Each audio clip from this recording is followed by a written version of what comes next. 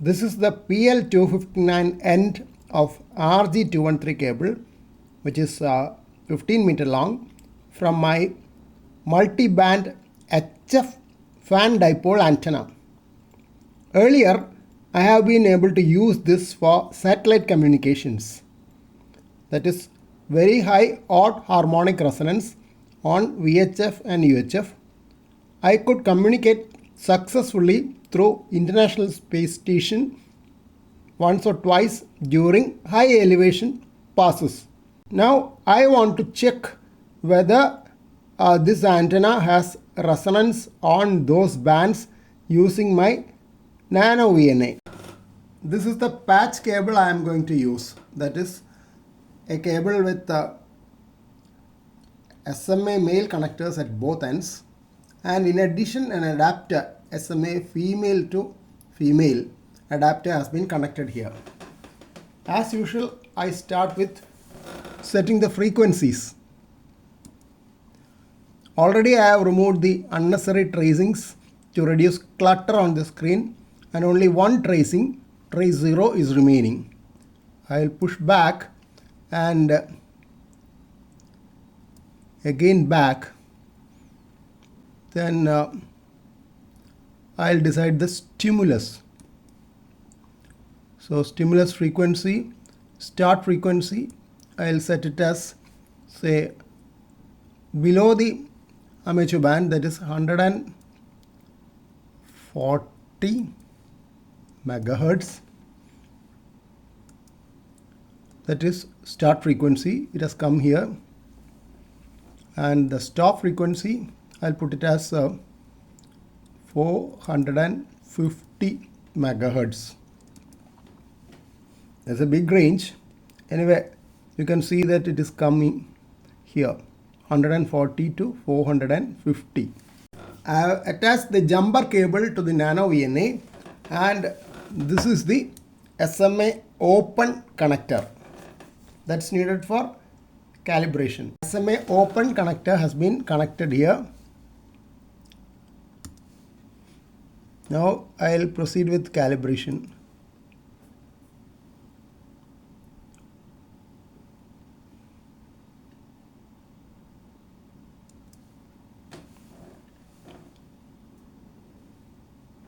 I'll reset the previous calibration. There is a shift in the curve. SWR shown here is 1.98, but this is a decibel connection. I'll have to change it. For changing that, I use the format SWR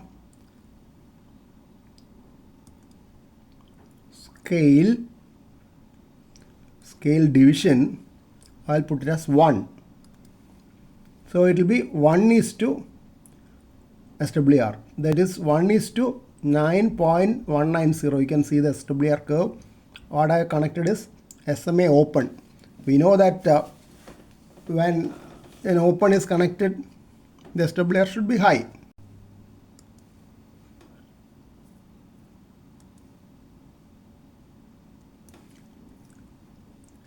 I am calibrating the SMA open. SMA open has been calibrated, and the cursor has moved to SMA short. This is the SMA short connector.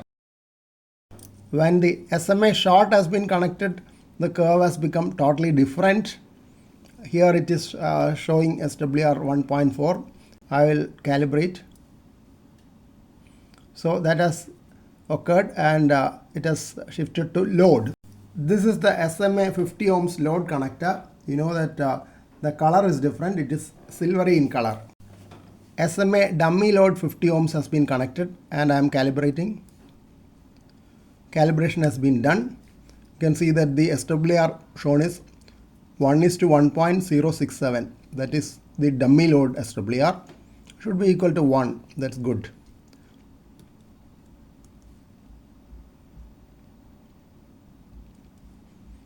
I am skipping through all those things. Now I am going to save the configuration. I will save to SD card. I will save it to 4th memory.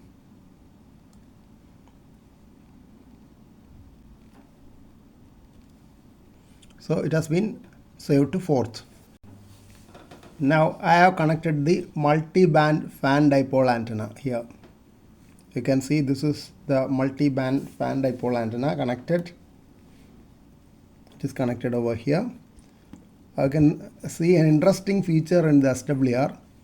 Whole lot of SWRs on this band range 140 to 450 are below the usual tunable range, but I don't have a tuner for VHF and UHF. You can see that the SWR value shown is 1.602. It's not very high.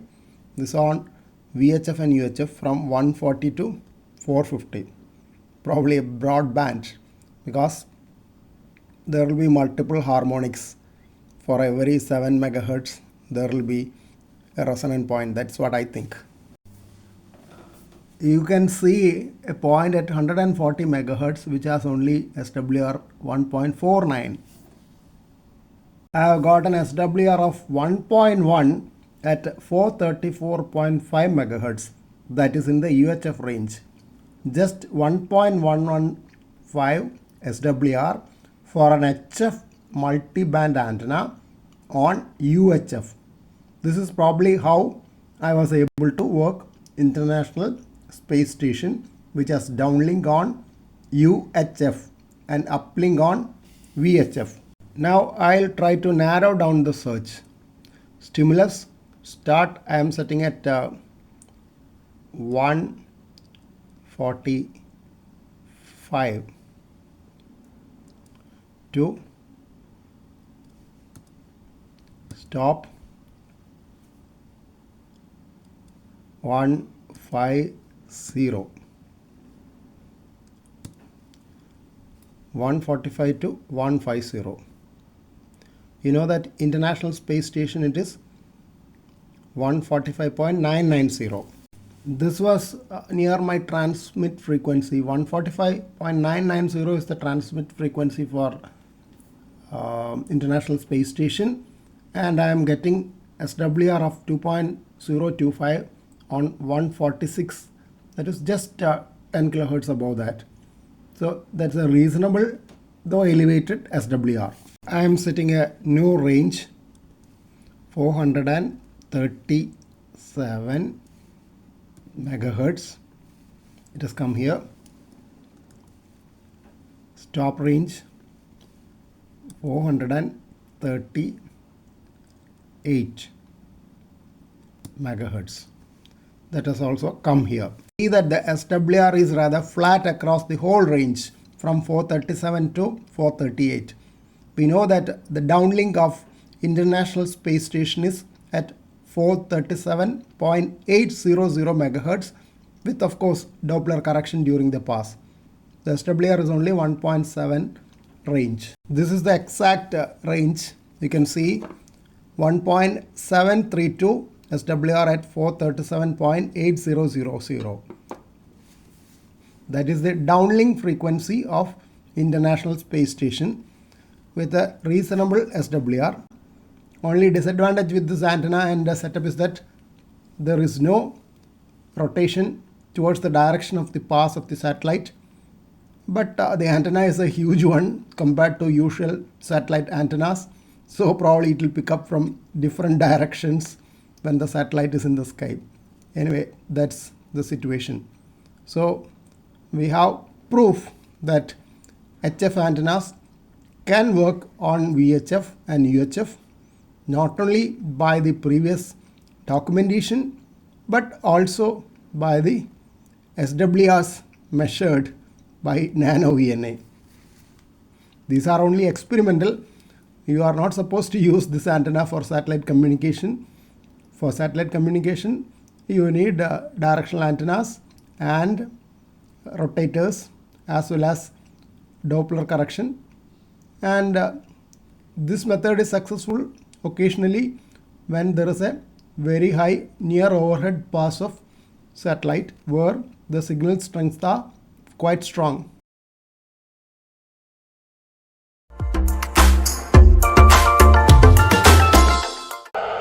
There is a high elevation pass of International Space Station in this region, and I have tuned to the uplink and downlink frequencies as shown on the Argentinian AMSAT web page.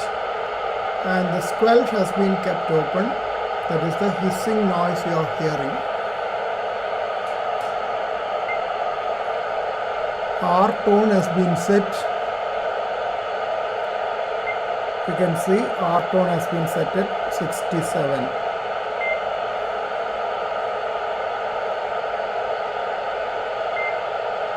I was just counter checking that. I knew I had already set it.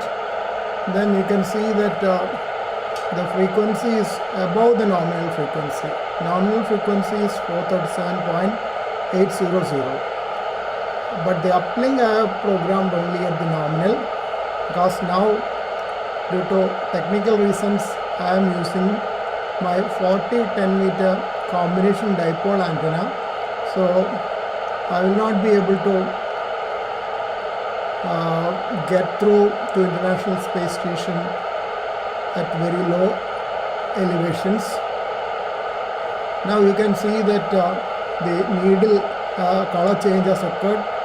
The green bar is the elevation. Elevation and azimuth are also displayed there, and you can see the Doppler changes in frequency which you have to make while manual tuning. The altitude is shown here as 413 km, distance as 1900 km, and you can see that azimuth needle is gradually moving, as well as there are changes in Doppler frequency which is going to occur gradually.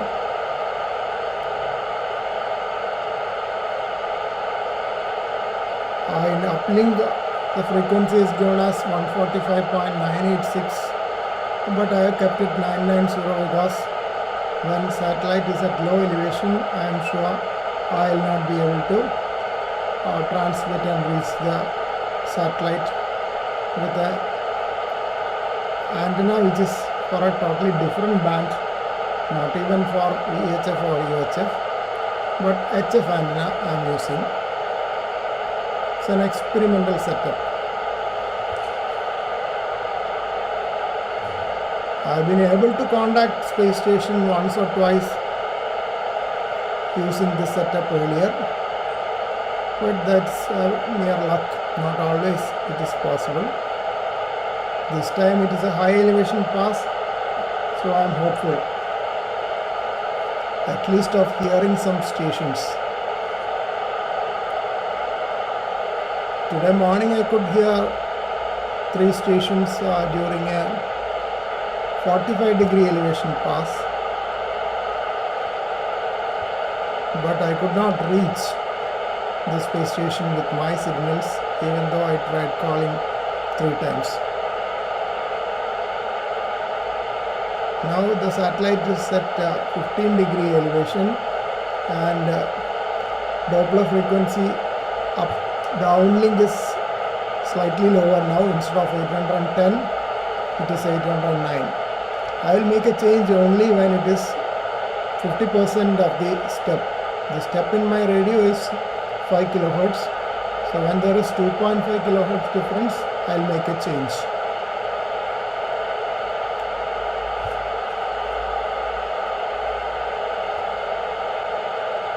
When the satellite's signal is acquired by my radio, the open squelch is likely to close. That is how we know signal is being acquired.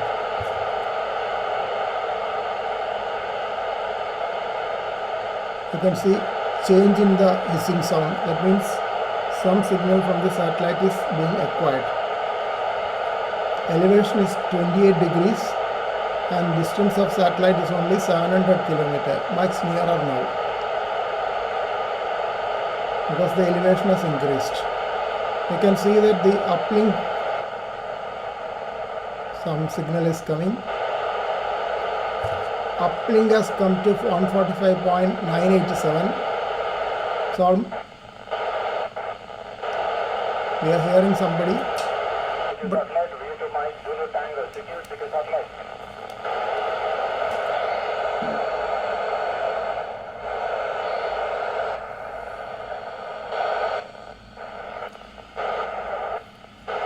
I went down by one step.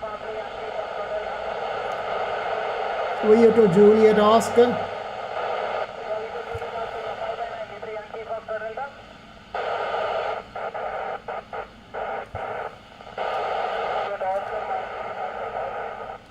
Mike Zulu Tango, Yankee Foxtrot Delta, VU2 Juliet Oscar, 5 and 9.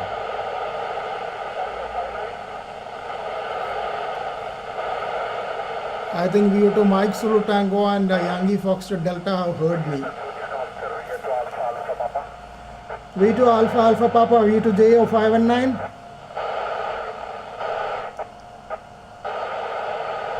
I am coming down one more step.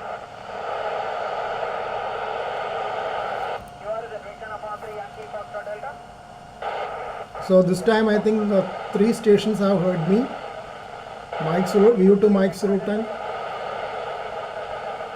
VU3 Yankee Foxtrot Delta and VU2 Alpha Alpha Papa have heard me.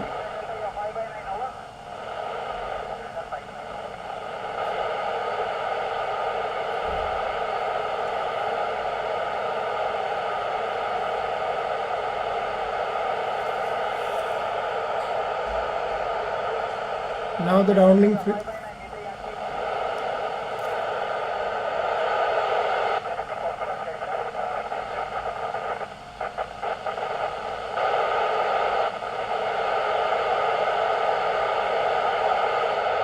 beyond the time of closest approach, the elevation is coming down, now 47.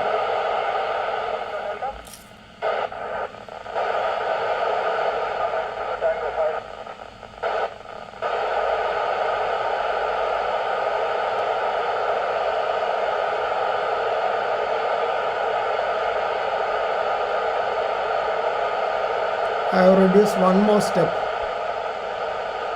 in the downlink frequency.